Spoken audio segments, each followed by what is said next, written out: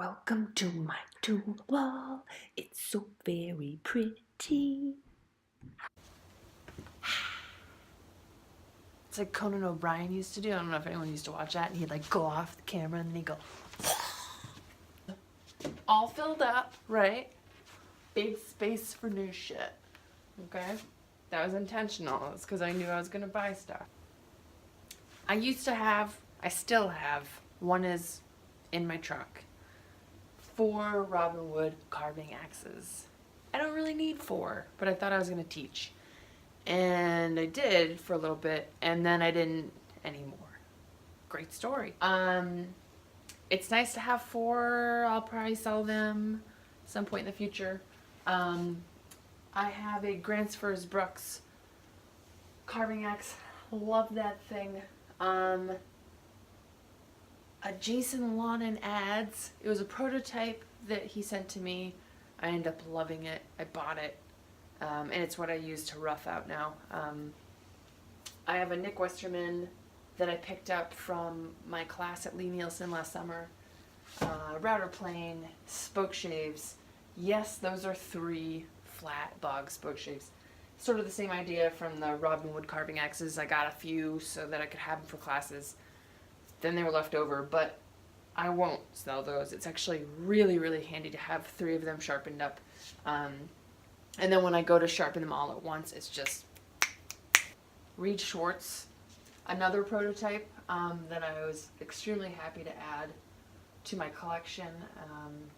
You probably saw the video for it last spring, and I love it. I'm not a fan of Twicka-cams, so I hesitated with anything long-handled, but I really found out that I just don't like that deep sweep that are typical of Twicka-cams. I like that really gradual sweep.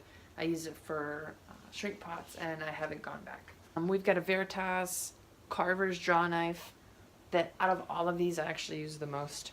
I find that it gets into tighter spaces better, and I usually do heavier work with the top 3 draw knives. All 3 of those I've gotten from the tool barn, which is about a 6-minute drive from my house. I know, so sad. So sad for all of you. Oh wow, you're getting a full-on taste of me. And then let's move on to gouges, shall we? Alright, so you probably noticed that I have some space here too. I just sold 3 Hans Carlsen gouges maybe last week. I just didn't use them, and they were kind of taking up some real estate.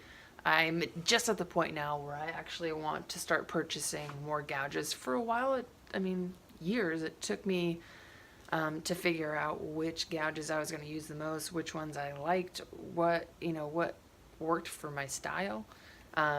And I never found myself wanting a particular gouge that I didn't have until maybe a couple months ago. And I've been slowly figuring out which ones that I'd like to add to my collection, but trying to get a bunch of them at once. So I've been making a little bit of a list, and then I'll fill up all of this space. So I've got a mishmash of new ones, the Swiss made file, also some older ones. A friend came up to me with a shoebox full of old Japanese firmer chisels and some file gouges and said, "This looks like something that you would like." I know, I have those friends, which is wonderful. And they pegged me correctly, so that's good. Good reputation to have. I've got like some Henry Taylors. I use that more for sculpture, that big guy who, I can't do this, all the way down there. And then I've scored a few from the tool barn. I got like 3 texts when this batch of gouges showed up at the tool barn, and I actually didn't even get to some of them in time. And then I've got a Hans Carlsen dogleg, a burnisher, a random sorbet that I used to use for my shrink pots. Someone gave me their grandfather's like old wooden box full of Miller's Falls like palm gouges, which aren't my favorite to use, but I kind of went through and picked out the best ones, the ones that were in the best shape and the ones that I could actually use. And then I've got another little Henry Taylor, sort of a pretty shallow sweep. Really what I'm looking to add more of is something like this, like the, let's put it against this so you can see. So this is a bent gouge, so it's bent along the length of the shaft here. And this one's pretty small in diameter. And it's also got, what is it, an 8 sweep, so the curvature of the end there. I want things more like this. I really like the long bent. I'm probably going to hit up File Swiss Made for the more long bent gouges, because if you've been following along with what I make, you know I like texture, so I need to keep doing that. So I've got more dividers than I'll ever need. But again, the tool barn is 6 minutes from my house. So tool barn, tool barn, tool barn, tool barn. Tool barn. Tool barn, tool barn, tool barn. Tool barn. I made this awesome little hammer rack here. I keep all my little various tappies. What are those called? Mallets? Think I would know? No. I have redone 3 of these guys. Again, spoiled rotten. Just rotten. I get there often enough, the tool barn, that I can sort of pick and choose what condition I want. God, I just sound like such a dank when I say this stuff. But it's true. I can kind of like pick through the barrel and be like, nah. Whereas I realize some of you would just kill for this stuff. But if I'm being completely honest, I have let go of quite a bit of these and let them sit there for a while, because I know that I can go often enough where I can pick through and take the cream of the crop. This is kind of the crowning jewel and my baby, and it came in impeccable condition for its age. It just, if I can, I'll use this on everything, on all of my shrink pots. So I try to make them, I almost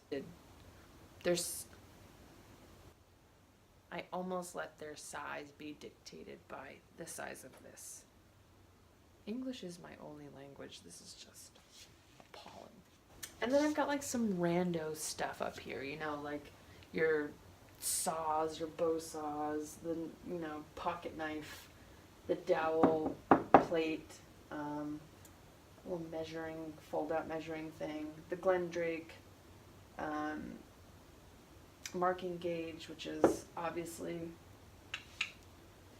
and then, you know, sledgehammers, hammers, levels.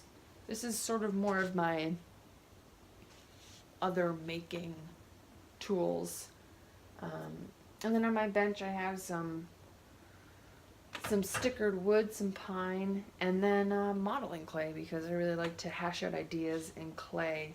I'm extremely jelly of potters because they can make shapes like this and then reuse the material, whereas a wood carver, it has to ditch it or burn it. So I guess there is that plus, is that I get to use it as fuel. So, yeah. Thanks for coming on the Tool Wall Tour, and don't forget to subscribe and check me out at daniellerosebird.com and Instagram.